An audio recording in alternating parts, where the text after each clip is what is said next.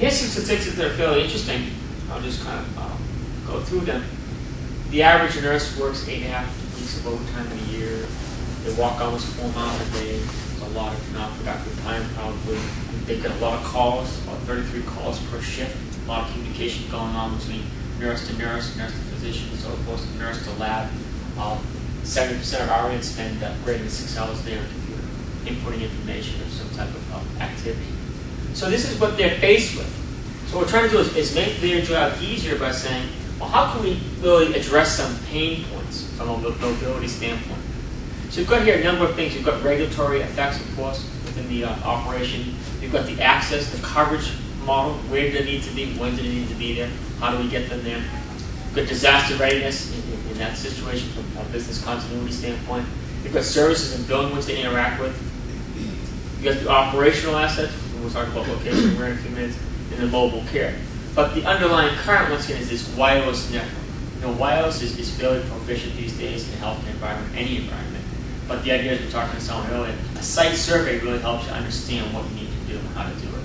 You know, wireless is great, it's powerful, it works, but you have to understand who are your end users. Because in a hospital especially, you've got unique barriers. You've got MRI shielding, you've got atriums, you've got hallways, you've got campus environments. If you don't do a site survey up front, your network will suffer long term. So you didn't understand where I need to track something, for example, or where do the patients go, or where do the doctors do most of their calls, and so forth and so on. So you've got this network, this is the underlying current to address these pain points for mobility. If I look at where wireless has been and where it's going, it's been great growth. We see a lot of growth going forward. In 2008, it looks like the annual growth rate will jump almost 7 points. There's some statistics here. And IT budgets have been increasing, slowly but surely. They're going up just because the need is so great to make sure that this information and workflow really robust and strong going forward. So what applications do really people want to do? Now, you've probably seen most of this before, but there are the clinical HIT applications, the charting, the physician rounding, CPOE, so forth and so on. You've got voice over Wi-Fi, instant messaging, conferencing. You've got guest and patient access, we'll talk about in a few minutes. Location-based tracking becoming a big play these days. You've got all these endpoints. Doesn't matter what the endpoint really is, by the way. Really understand, once again, who needs what information, when, where, and why. So you've got these applications, you've got the wireless system kind of bringing them all together, and then you've got these endpoints. If I look at just, what do we want to achieve, you've got different buckets you're trying to achieve. You've got the regulatory, the coverage, the access, the disaster, hospitality. We'll talk about each one of these benefits in a few minutes. But you can see there's many stakeholders with many needs in the healthcare environment.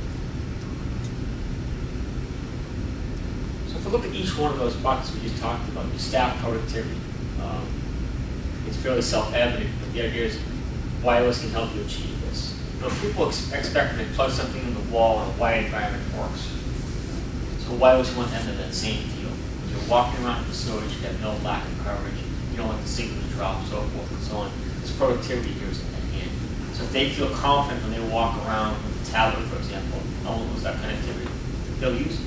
There's no doubt they use it. Computers on wheels are very strong these days, tablets, PDA, so forth and so on. So you've got this decision-making tree which can be increased by having better informed decisions on the spot with point of care is given, if the device works, if the wireless is done correctly. You can manage your cash flow, so now you can get paid quicker. You can have your billing system be real time. You can make sure you're in compliance with regulations within the facility. You can leverage your existing network to make sure you increase security, which is a big deal. You don't want outside entities getting in your facility. So there's a number of security features built into the system for HIPAA regulations, so forth and so on. You want to make sure you're secure within the walls of your environment. And then enhanced patient experience, not to be downplayed at all. We've seen a lot of folks who've installed, for example, nurse call systems. Your nurse call traditionally has been a kind of a cord pull red green light scenario. So if you can have that data sent to a phone, for example, in a wireless environment, there's less overhead paging. As silly as that may be, patient satisfaction goes way up and there's less noise in the environment. So if you can take nurse call and make that electronic to a phone, you've now reduced overhead paging. You made the nurse more productive because they know who needs the attention, when they need it, and what room they need to. They don't have to walk back to the nursing station, for example, because they say, room 201 needs medication, fine, let's go address that issue. Or you may route it to an orderly. They want a glass of water. No sense in having a nurse go deliver a glass of water when they can be attending to some other need. So by infusing an IP telephony example base here, you can basically take a nurse call system, integrate it into a phone system to make that production much more relevant. Patient experience goes up, nurse satisfaction goes up, everybody kind of wins in that scenario. Look at mobile care from a physician standpoint. Responsiveness is important to them. For example, you may have, physician A wants to talk to a radiologist or a specialist somewhere down the road. Well, if we can make them have seamless collaboration with a WebEx or meeting place scenario, what they can do is bring in that image real time. So instead of calling somebody up, leaving a voicemail, sending an email, they can say, gee, you have a few minutes to look at this image real time. You could basically bring up the window on a PC and look at that image, do a consult, and move on. So we're working with leading corporations in this space to integrate technology into the PACS environment or the lab environment, wherever the case may be. So you've got physicians that are en route, private, public offices. You've got how do people want to be reached? That's a big thing these days. But these days, technology is very prevalent. They have phones, they have PDAs, they have so forth and so on. While some of our systems allow them to be tracked down automatically. You dial one number, and it will continuously look for that person until they find them, which is a great benefit to the user to connect to somebody real time. So again, responsiveness goes up, instant collaboration, workflows is much more efficient. We can deliver basically voicemail presence, integrated call logging, all by communicating in a very collaborative state. The idea is to deliver voice, video, and data when it needs to be delivered, where it needs to be delivered. So you've got once again endpoints that can differ, workflow environments can be addressed in that space. From a nurse's standpoint, obviously there's a concern in terms of nurse talent, keeping them, retaining them, attracting them.